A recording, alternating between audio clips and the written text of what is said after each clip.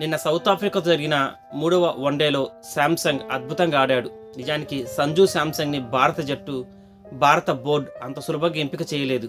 ఎందుకంటే గతంలో సంజు శాంసంగ్ ఎన్నో మ్యాచ్లు అద్భుతంగా ఆడాడు.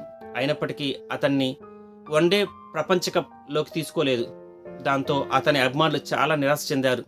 అనంతరం వన్డే ప్రపంచ కప్ ఫైనల్లో భారత్ ఓడిపోయిన తర్వాత వెంటనే జరిగిన ఆస్ట్రేలియాతో జరిగిన T20 సిరీస్లో సైతం సంజు శాంసంగ్ని ఎంపిక చేయలేదు. అప్పుడు మరోసారి బీసీసీఐని ట్రోల్ చేసింది సంజు శాంసంగ్ అభిమానుల బృందం.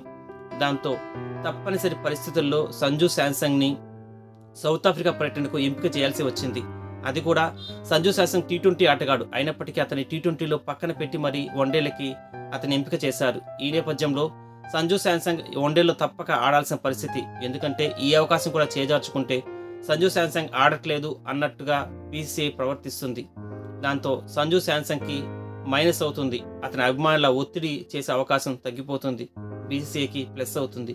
ఈ నేపథ్యంలో సంజు శాంసంగ్కి 2వ వన్డేలో అవకాశం వచ్చినప్పటికీ అతను రాణించలేకపోయాడు. కానీ ఆఖరి వన్డేలో వచ్చిన అవకాశాన్ని అతను అద్భుతంగా వినియోగించుకున్నాడు. మొదటి 2 వన్డేల్లో సాయి సుదర్శన్ అద్భుతంగా ఆడితే ఈసారి సంజు శాంసంగ్ ఆ బాధ్యత తీసుకున్నాడు.